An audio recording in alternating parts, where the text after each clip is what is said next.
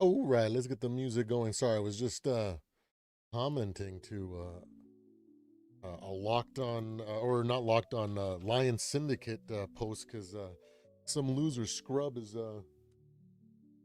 basically stealing content, ideas, and passing them off as themselves. So he replied to my comment where I was backing Lion Syndicate because I have interacted with him. That's what brought me late here. Sorry, guys. Let's get right into it. Here we go. We have a good one for you guys. We got another hot take review today. We're going to be going into what Colin Cowherd said after our Minnesota Vikings absolutely destroyed the Detroit Lions at home at the Ford Kitty Litter Box.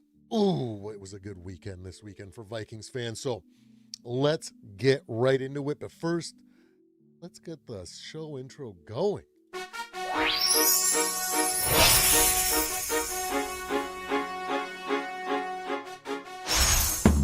Yo, what's going on? Our fearless leader, Mr. Vocal Vike, Mr. Rap.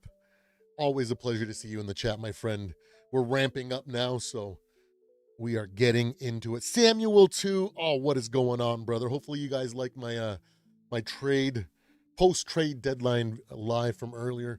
We got this one going. We still got weekly picks. We still got power rankings to do today, and maybe another extra live or two here today. Thank you so much for hanging out. Mr. Bob, it's Samuel's birthday. Happy birthday, Samuel.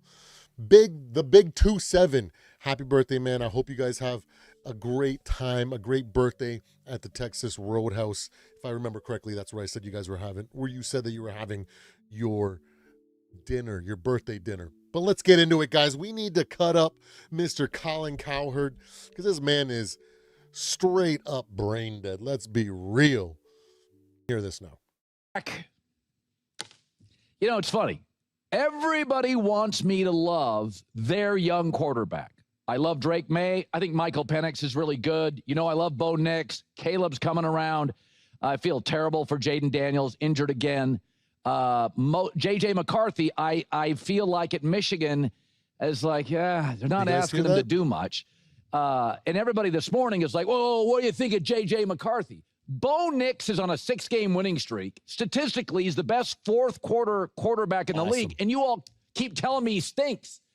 Hey, let me reiterate that point. Hey, Colin Cowherd, back in 2021 when we were winning close games and doing things in the fourth quarter, all the pundits were saying you can't win like that in the playoffs. And guess what? You guys were right. We struggled. We lost to the Giants. That formula wasn't a formula for success. Not the formula that we're working on right now, mind you. We're safely in the transition period into the JJ McCarthy era, and we're going to be banging on all cylinders the rest of the way. But hey, why is it that you want to talk up Bo Nix in the exact situation that before you want to trash talk us, Mr. Cowherd? Is it because you actually like Bo Nix and you're a Bo Nix fanboy like you have been since the draft? Oh, yeah, you're biased. I no, I didn't forget. I know exactly what you are. You're a clown, okay? And the reason why Bo Nix and the Broncos, as awesome as the team is, and I do like what they're doing. Don't get me wrong. I don't want to sound like a hater, but I'm realistic. I'm optimistic, but I'm objective.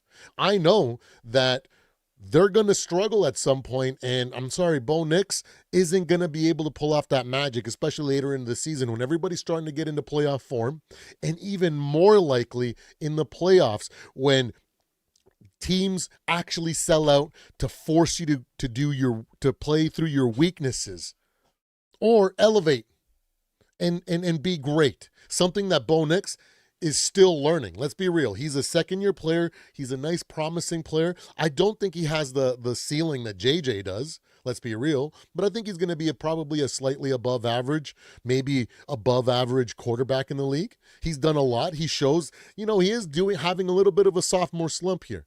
But he's getting games won. His defense is backing him up. His team is doing great around him, which is why he has been able to come away unscathed for the most part. But let's see what you have to say about Bo Nix in the playoffs, you dummy. My take on JJ McCarthy, he was good on script. First quarter, 141 passer rating. Rest of the game, his passer rating was 38. I'm buying the coach, Kevin O'Connell. I'm buying Justin Jefferson. I buy the left tackle, Christian Darrisaw. But JJ McCarthy, I felt like I was watching Michigan JJ McCarthy. Oh my goodness. He had such an incredible first quarter, and then his passer rating was 55 or 32 or whatever. You know what, buddy? Does QBR rating or stats matter when you win? When you make all the plays when you need to make them?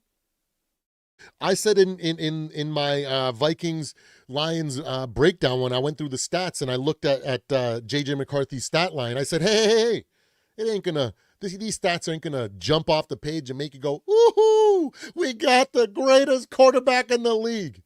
I never said that. I said, you know what it does remind me of? It reminds me of a guy named Ben Roethlisberger in his first year.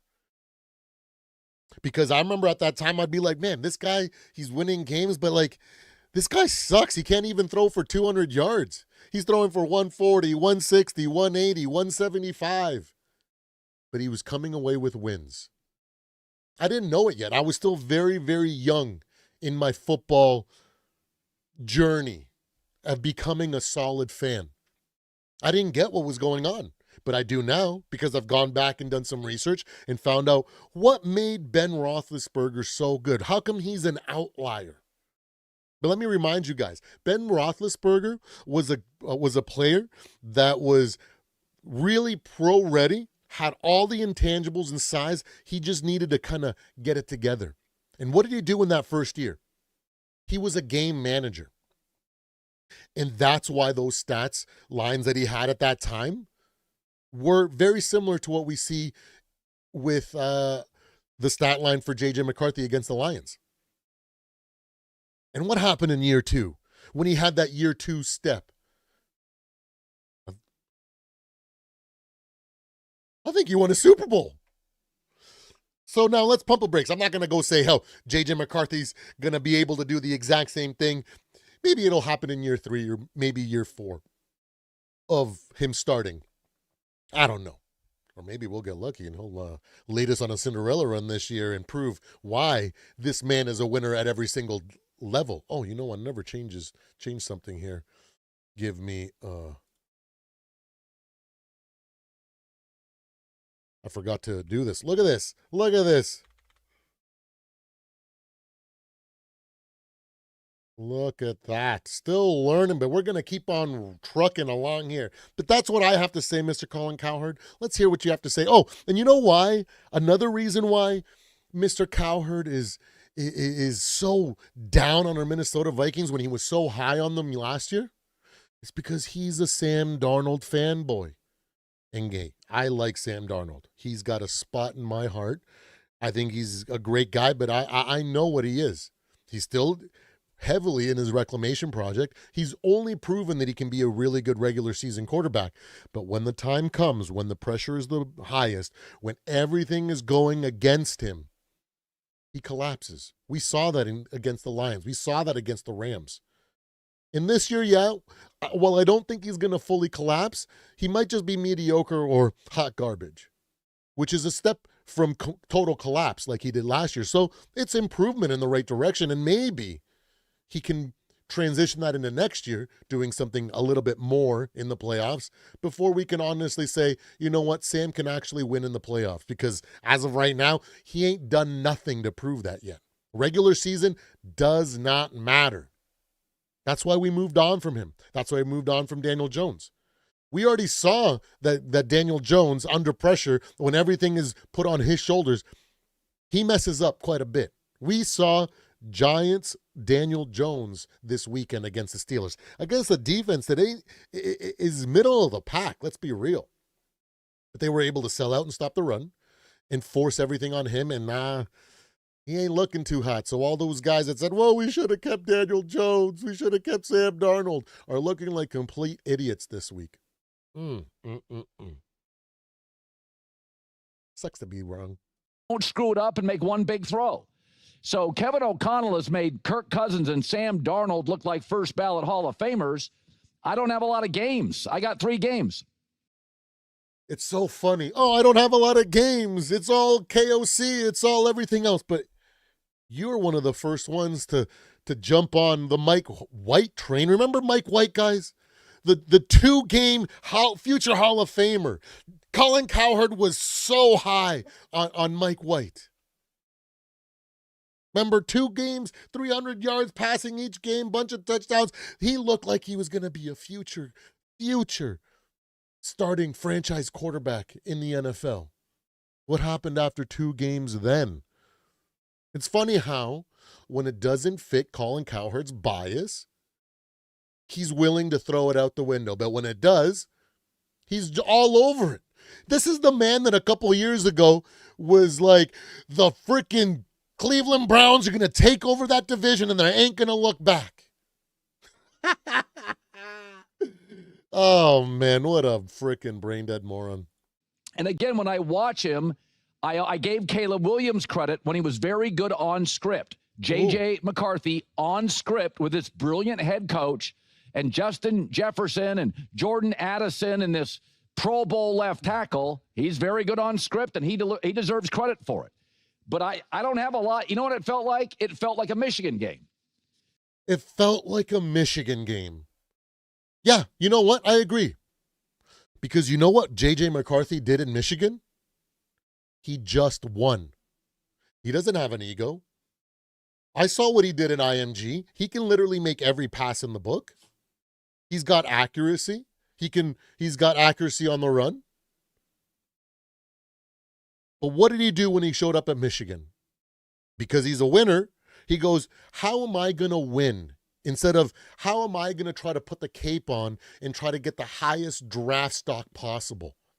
2 different mindsets. One's a perennial winner, and one's all about the fame and the money that usually doesn't transition into long-term success. You guys remember this guy? Mr. Johnny Manziel, the guy that this guy was super high on as well. With a track record like that, I don't know what to think. Wait a second. Colin. Oh no, that wasn't Colin. That was Skip. Sorry, I almost started throwing Skip's high praise for Mr. Tim Tebow and the Broncos. I was like, oh my gosh, you're repeating the exact same mistake. Now it's just with Bo Nix. Although Bo Nix is a way better quarterback than Tim Tebow, he can actually throw the ball. So, yeah, we'll not go there. Where the Vikings had more rush yards than passing yards. The story of the game used to be Michigan's defense, not their offense, and it was Minnesota's defense which wrecked Detroit's offensive line. And at the end of the game, JJ McCarthy made one great 3rd down throw. Hey, and that's how you win football games, Colin. You go by your strengths, and if you have a really good defense, a really good defensive coordinator with a unique scheme that gives a lot of teams problems, yeah, we're just gonna play the whole Joe Burrow scheme, and we're just gonna throw out a shotgun every single play just because JJ can throw it, and just because we want to have that Joe Burrow-esque freaking quarterback that just is a gunslinger, and he throws touchdowns and he throws for 500 yards or almost 500 yards every game and multiple touchdowns because we want to be flashy and win. How is that working out for the Bengals right now? Ain't looking too good. You know what I would prefer? I would prefer that we operate like Michigan did, taking advantage of their excellent defense, taking advantage of their strong run game, and then making sure we make the right plays at the right time because our young quarterback can literally make every throw in the book. We saw that in the last play. I keep saying, what do you think Sam Darnold would have done in that last play? With 1:45 or whatever was left on the clock. He would have stared down freaking Jordan Addison or Justin Jefferson or looked for a hawk and ignored the right freaking read.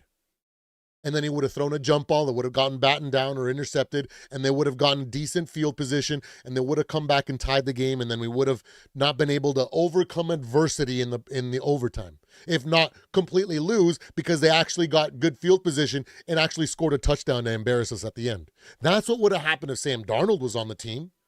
But guess what? Guess what happened? JJ McCarthy knew exactly what he needed to do to win there. He said, I'm not going to do the predictable thing and look for JJ and look for Addison. I'm going to let them think that that's what I'm going to do. And I'm going to go and I'm going to have this one read play, essentially, because I see Speedy Naylor in press coverage right now. So that means I'm going to let the situation play out the way it's supposed to. And I'm going to throw the ball to a specific spot, a back shoulder throw. And he released that ball before even Jalen Naylor was out of his break, before he even turned back to look. That's how I know what a winner does. I don't see Daniel Jones making that. I don't see Sam Darnold making that play. Unbelievable, man. The hypocrisy from the city. Hypocrisy! I felt like I was watching Michigan's JJ McCarthy. By the way, in both of his wins, he's won 27-24. He's thrown for exactly 143 passing yards. He's had 2 TDs and 1 pick. Oh, that must mean you're right, Colin. It must mean you're right. No. The actual takeaway is that JJ McCarthy, when the moments are brightest and the pressure's the heaviest, like in Chicago, he comes up big. He comes up clutch. And he comes away with 2 passing touchdowns that any one of our backups or any quarterbacks on our roster right now wouldn't have made. And then he runs a touchdown in to secure the game. And then last week, he did everything that he needed to do in that first quarter. And then he made sure that he made the right plays when it needed to happen. Because that's what winners do, Colin. Not front runners or guys that you have a bias or like to dick ride. You know what I mean. What a moron. I feel like I'm watching the Michigan version. Now, with this coach and this left tackle and these receivers, that could be good enough to be a playoff team. But at Michigan, I loved Harbaugh, I love the defense, and I love Colston Loveland. That's how I feel. He's like the UPS driver. I don't know who he is, but they always deliver on time. The package is never screwed up. I love the delivery system. I don't know if the UPS driver's any good. Seems like a nice guy. So it just felt a... You know, it's so funny, man. This guy always prefaces his points so that he can try to make it sound smart. But really, when you break down this... I don't know what he is. He's just like he's always on time. He always delivers. Hey. Always on time, always delivers. That sounds like a winning quarterback to me. I'd rather have that than falling apart Mr. Sam Darnold or Daniel Jones or whoever you want to throw in there. That, guys like Phillip Rivers or Jared Goff that literally have all the stats in the world but nothing to show for it. Guys that aren't going to make the Hall of Fame. And guess what? Ben Roethlisberger was the exact same in year 1. He took him pretty far. In year 2, he won a Super Bowl. So guess what, Mr. Colin Cowherd? How about you take your take and shove it up your you-know-what? Because you don't actually understand that you just made a case for JJ McCarthy. You didn't actually say anything smart. You actually proved yourself wrong. Imagine, we want, what is the worst courier system out there? We want the worst courier system out there that never gets it right and always has mistakes and everything is jumbled and they always get delayed. But when they show up, that few times a year where they get it right, they are looking spectacular. Yeah, that's what you want us to believe, Colin? No. How about we take what we have, a guy that is a proven winner, a guy that always delivers, that makes the right plays at the right time? Because I'll take that guy any day of the week over Sam Darnold, over freaking Daniel Jones, over Jared Goff, over Jordan Love, the guy that continues to make the Super Bowl caliber quarterback that continues to make bonehead decisions, rookie level mistakes, throwing interceptions on third down? Or how about Mr. Caleb Williams that's having such a, a pretty decent year, but it's up and down. He's still got a lot of work to do to fix those mental mistakes that he has that forces him to revert to the style of football that isn't winning football for the NFL, like we saw in week 1 against the Bears. Yeah. A lot like the Michigan JJ McCarthy, which is, I love the coach at Michigan and the tight end and the defense and that's what I felt yesterday. It was fine. He was good on script, but it's not a script league. And I said that about Caleb. Hey, it's not a script league. You know what the league is? It's about freaking rising to the occasion in the right moments at the right time and finding ways to win, battling through adversity. The second, third, and fourth quarter, yeah, JJ wasn't the greatest. Because guess what? He's a rookie quarterback, essentially. And I'm not oblivious to the fact that rookie quarterbacks are allowed to make mistakes. They're allowed to look overwhelmed at times. But guess what he didn't do? Lose the game in those moments. He had enough presence of mind to do the right thing because just like Fang says right there, JJ looks for who's open. Not forcing the ball because he's got to get it to the generational talent. That era of JJ McCarthy to Jettas is going to come. But first, the young man needs to learn how to crawl, become a game manager before he walks, before he takes his year 2 step, before he runs, where he looks like a game-breaking quarterback. So I'm not buying it, Colin Cowherd. It's great. He's coachable, but you get 13 possessions. 11 are not on script. And here's JJ McCarthy after the win over Detroit. There you go, guys. Another brain-dead hot take review with our favorite lol cow as a Minnesota Vikings fan. Oh, man, this guy is the gift that keeps on giving, man. I could literally spend every single day just digging up hot takes from Colin Cowherd about our Minnesota Vikings and literally make a living on that. But I don't want to flood you guys with this idiot's point of view or words longer than I have to, outside of just the mocking and clarifying some things that we do here on the Purple and Gold Bar show.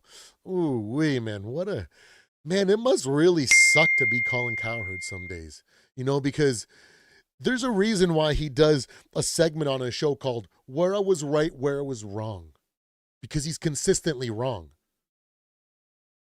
And it's a way for him to save face and make it seem like he's still such a great football mind.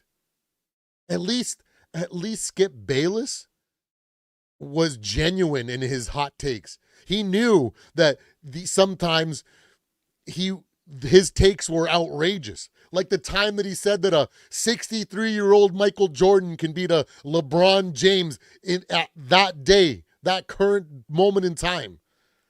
I loved hearing it. Don't get me wrong, because I like the excitement, and I'm an MJ fan. So I like the bravado. I like the trolling, because I get it. Skip Bayless is more of a troll, and he sprinkles in a couple good takes and some good analysis here and there. But I get what he is. Colin just pretends to be this intellectual guy that seems to have it all figured out, that knows a thing or two about football. But when you rewind the clock and you start looking at his takes, Mike White, the Browns are going to dominate that division for years to come, among so many others. Oh, man. What a freaking brain dead morning. Well, thank you so much, guys, for joining me on this hot take review. where we'll be back here in a little bit. We're probably gonna do another segment, a trending topic, kind of cover and discuss some of these things. There might be these Cowboys and the stupidity that they did on this trade deadline, but I know for sure we're gonna have the weekly picks live coming up shortly this afternoon, as well as the power rankings live calculation, so you guys can see and hear my brainstorming as I analyze, and so you guys can see why I put the teams where I put them, because I want to try to get the most accurate power rankings on YouTube. So don't forget to join me a little bit later here, guys. Thank you so much for hanging out with me. We are on the road to 500 subscribers, hoping to get to that milestone by the end of the calendar year. And with your support, hitting that like, hitting that subscribe button, dropping a chat, or even leaving a comment really helps a lot. And let's quickly go over some of the heroes. Mike Sports Vibe was in the building. Let's go. What is up? Two-Toned in the building. Fang Yang in the house. Frozen North in here. You guys are all incredible. I really appreciate you. I love every single one of you guys. I do not care what fan base you guys are from, because in the words of the great Mike Sports Vibes, sports is designed to bring us together, not separate us. And as much trolling as I like to do, and I am a bit of a troll at sometimes, especially when it comes to the Detroit Lions, I still only want the best for every single one of you and your teams, unless they're facing my team. In that case, I just don't want you guys to have any injuries. I just want you to suck. Let's be real. But when we're not playing, I really, truly want the best for you. So hopefully you guys have a great rest of your afternoon. I will be back here in just a little while. I'm going to prepare my upcoming segment and then get ready to do our weekly picks and power rankings calculation. And maybe we'll throw an extra one in there today, just because I'm in a good mood today, and I got a lot of time today, unlike I normally do. So thank you so much for every single one of you guys here. You guys are all freaking heroes in my book. I love every single one of you guys. Take care, guys. I will see you guys on the next one.